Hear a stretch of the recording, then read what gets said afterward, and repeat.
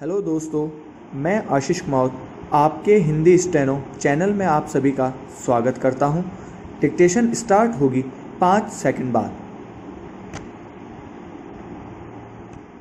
Start. वित्त मंत्री ने अपने 5 दिनी राहत पैकेज की घोषणा के अंत में कहा कि कुल राहत करीब 21 लाख करोड़ रुपए है। प्रधानमंत्री के 20 लाख करोड़ रुपए के वादे से 1 लाख करोड़ ज्यादा। आर्थिक जानकारों के अनुसार इसमें सरकार के खजाने से मात्र 0.8 से 1.4% तक ही नकद खर्च हो रहा है। बाकी कर्ज और वादे के रूप में है, लेकिन इसके लिए सरकार की निंदा नहीं हो सकती कि संकट से निपटने के लिए आर्थिक मदद किस तरीके से दी गई, बशर्त बैंक ऋण देने में आनाकानी न करे और सरकार वादे पर कालांतर में खरी उतरे। बैंक का कर्ज भी पैसा ही है और अगर वापस नहीं लौटा तो इसका खामियाजा भी अंतोतगतवा देश ही चुकाएगा। लेकिन जब एक प्रधानमंत्री ऐलान करता है कि सरकार का राहत पैकेज जीडीपी का अमुक प्रतिशत होगा, तो यह उम्मीद बनती है कि सरकारी खजाने से खर्च जाएगा और इसका राजनीतिक लाभ भी सत्ता पक्ष को उस समय मिलता है। फिर अगर वह पूरा न हुआ तो सरकार के मुखिया की विश्वसनीयता घटती है। लेकिन विपक्ष के आरोप न तो तार्किक है न ही समायोचित।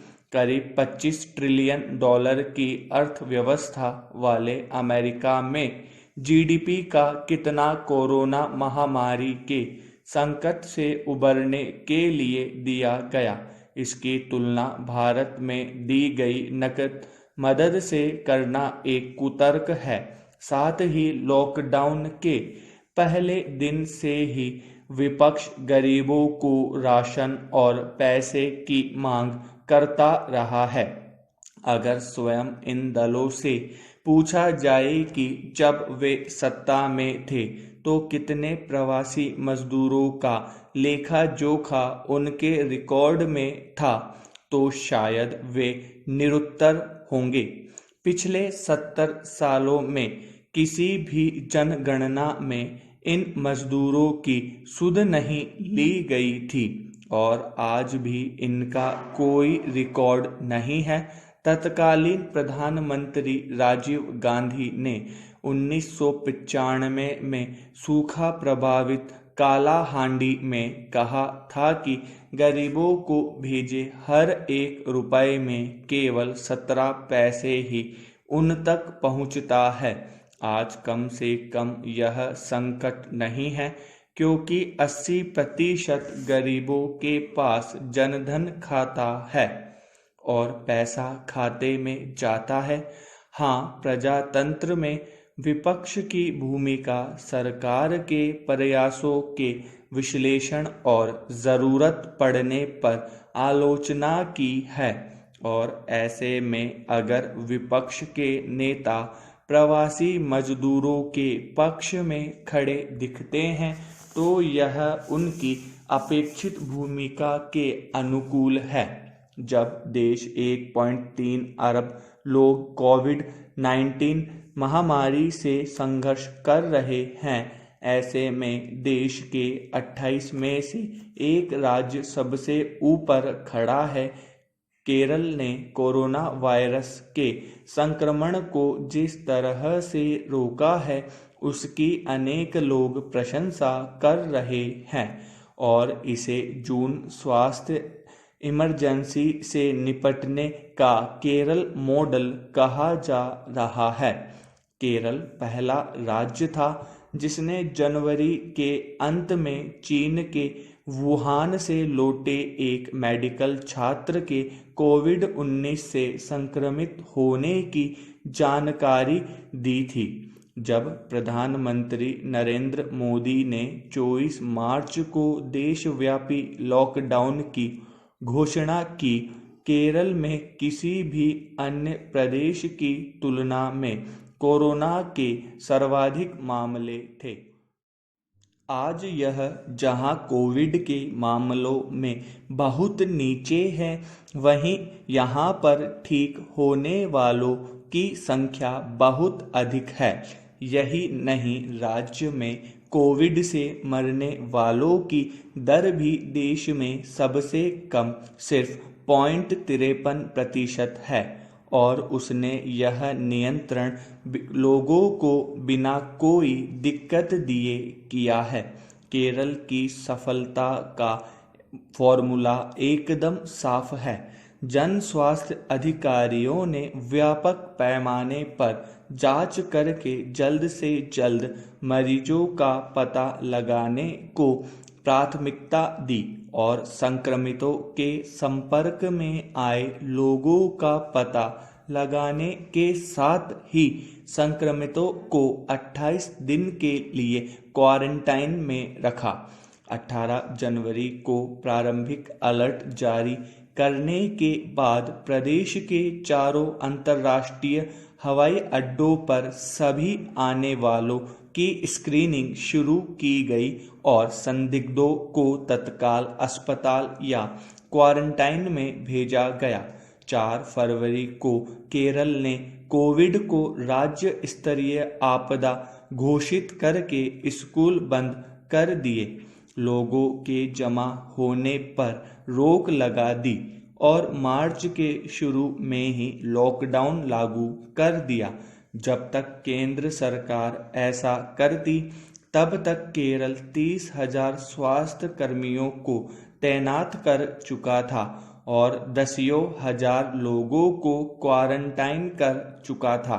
कोविड-19 पर केरल की यह प्रतिक्रिया उस काम की वजह से संभव हुई जो संकट के बहुत पहले ही किया जा चुका था।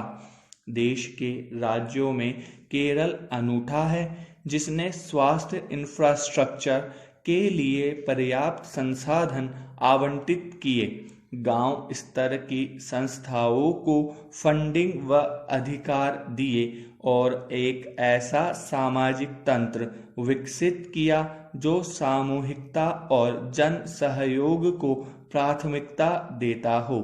देश में सर्वाधिक साक्षरता दर के अलावा केरल में जन्म दर कम, अधिक आयु, महिला सशक्तिकरण और गरीबों व सीमांत लोगों के लिए कल्याण योजनाएं हैं। इस संकट के दौरान केरल के पढ़े लिखे लोगों ने भी जिम्मेदारी का परिचय दिया, सामुदायिक संचरण को सीमित किया, अधिकारियों का सहयोग करने से जैसे ही जरूरत पड़ी इलाज की मांग की। यह संस्थागत और राजनीतिक संस्कृति किसी एक की नीति का परिणाम नहीं है। सामाजिक विकास के इस ढांचे को बनाने और अनेक सूचकांकों पर खुद को देश से आगे रखने में केरल ने कई पीढ़ियां खपाई है। कल्याण सिस्टम के साथ ही केरल में एक जीवंत सिविल सोसाइटी, स्वतंत्र मीडिया और प्रतिस्पर्धी राजनैतिक तंत्र है। यहाँ का सामाजिक लोकतंत्र कम्युनिस्टों और कांग्रेस के गठबंधनों वाली सरकार के समय के साथ किए योगदान को प्रतिबिंबित करता है। विदेशी प्रक्षेप भी मानते हैं कि केरल में लोगों का संस्थानों और निर्वाचित प्रतिनिधियों में भरोसे का स्तर कहीं ऊंचा है, इसलिए केरल अन्य राज्यों की तुलना में प्रतिबंधों को अधिक मानवीय तरीकों से लागू कर सका। जब होम क्वारंटाइन के दौरान केरल के लोगों ने कहा कि उनके पास जरूरी सामान लाने वाला कोई नहीं है, तो तत्काल पुलिस ने वह पहुंचाया जिसकी उन्हें ज़रूरत थी। स्कूल बंद होने पर गरीबों को मिड डे मील घर पर पहुंचाया गया।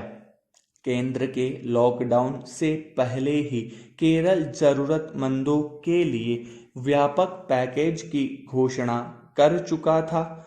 महिला स्वयंसेवी संगठन कुदुम्बश्री ने लॉकडाउन के पहले महीने में ही 20 लाख मास्क और 5,000 लीटर सैनिटाइजर बनाकर राज्य सरकार के प्रयासों में मदद की।